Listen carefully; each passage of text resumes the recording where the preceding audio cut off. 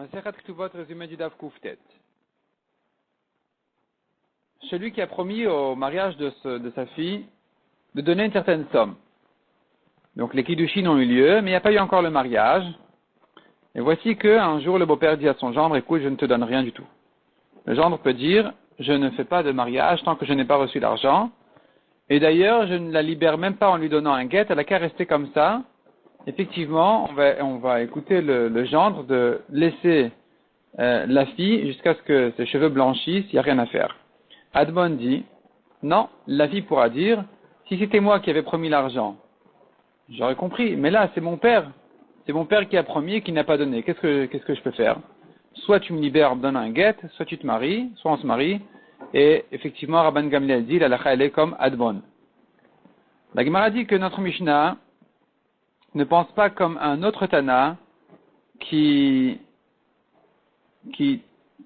explique que la marloquette entre Admon et les Chachamim n'est pas dans ce cas-là.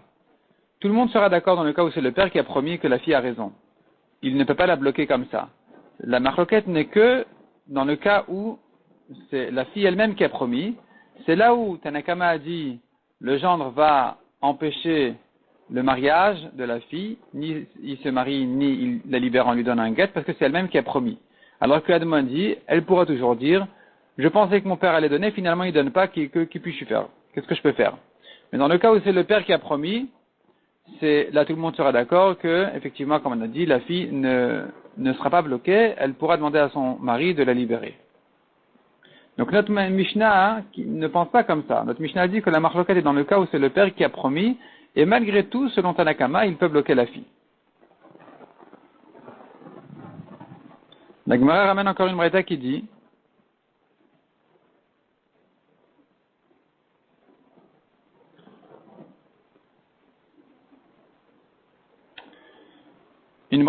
que quand est-ce que ces paroles ont été dites, c'est-à-dire quand est-ce que la braïta a dit que on va distinguer entre le cas où la fille a promis et le père a promis, c'est que si elle était adulte. Mais si la fille était petite, elle a promis de l'argent, dans ce cas-là, c'est sûr qu'on va le forcer. C'est sûr qu'on va forcer le mari à la libérer en lui donnant un guet parce que la promesse d'une petite ne vaut pas grand-chose. La Gemara dit, la halacha, elle est partout où on voit que Rabban Gamliel a été d'accord avec Admon, la halacha est comme lui. La Gemara dit non seulement dans la Mishnah, mais même dans la Braïta, où c'est la fille qui a promis pour elle-même, la halacha elle est comme Admon, puisque selon la Braïta, c'est là où Rabban Gamliel a dit je suis d'accord avec lui, et que donc même quand c'est la fille qui a promis pour elle-même, elle pourra toujours dire à son mari, tu me libères, tu ne me bloques pas comme ça, je pensais que mon père allait donner, finalement il n'a pas donné, j'y peux rien. La Gemara dit encore, dans les deux Mishnayot où Hanan a parlé, au début du Pérek, la halacha elle est comme celui qui était d'accord avec lui. C'est-à-dire comme lui, et automatiquement comme Rabban Yochanan ben Zakkai qui était d'accord avec Hanan dans les deux premières Mishnayot du Pérek.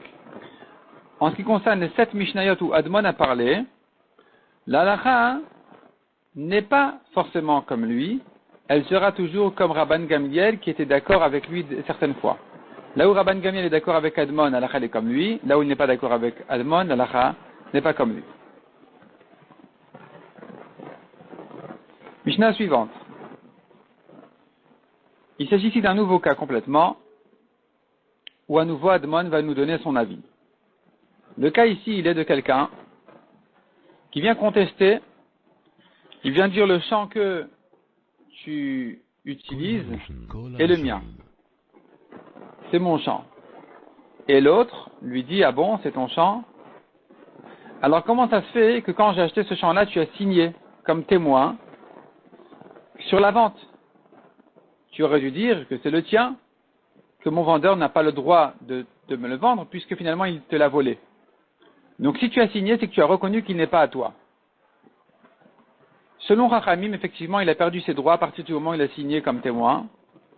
Mais selon Admon, il pourra toujours dire, la raison pour laquelle j'étais d'accord avec la vente, c'est pas parce que je reconnais que la vente est valable, c'est pas parce que je reconnais que celui qui te l'a vendu, il était le propriétaire, mais au contraire, j'étais intéressé qu'il te vende le champ, de manière à ce que, au lieu d'avoir affaire avec ce voleur-là, ce bandit, j'aurais préféré qu'il te le vende pour avoir affaire avec toi et te sortir le champ. Donc ma signature n'est pas la preuve que je reconnais que le champ n'est pas à moi. Cependant, dit la Mishnah, tout le monde sera d'accord dans le cas où le vendeur n'a pas vendu le champ lui-même qui est remis en question. Il a vendu le champ d'à côté. En écrivant dans le shtar, dans l'acte de vente, il écrit « Le champ vendu se trouve à l'ouest, disons, d'un champ qui m'appartient. J'ai mon champ là-bas, j'ai mon verger, et à l'ouest de mon verger, il y a ce champ-là que je te vends. » Et maintenant, il y a maintenant celui qui a signé comme témoin sur ce shtar-là, il vient dire « Mais attends, mais le verger, il est à moi. » On lui dira « Alors pourquoi tu as signé ?» Quand tu as signé comme témoin sur la vente du champ d'à côté, alors que dans ce shtar-là, on reconnaît ce verger-là comme s'il ne t'appartenait pas, tu as signé dessus, tu as reconnu qu'il n'est pas à toi. La Gemara ajoute 2 précisions importantes sur la Mishnah. Premièrement, quand est-ce que je dis que s'il a signé, il a perdu ses droits, c'est que s'il a signé comme témoin. Mais s'il a signé comme juge, et il signe comme quoi les signatures ont été validées devant lui, on a reconnu les signatures, il signe en dessous comme un juge. En tant que juge, il n'a pas besoin de lire le shtar lui-même. Il ne s'intéresse qu'aux signatures, le reste ne le concerne pas, donc même s'il a signé comme juge sur ce shtar, il n'a pas perdu ses droits. Si par contre il a signé comme témoin, c'est sûr qu'il doit tout lire, et donc il aura perdu ses droits.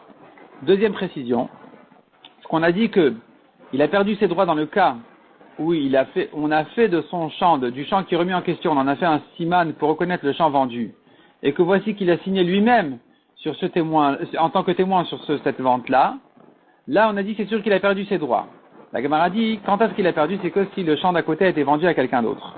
Mais s'il était vendu à lui-même, à celui qui vient contester, qui vient dire non, c'était mon champ, dans ce cas-là, il n'aura pas perdu ses droits sur le champ d'à côté.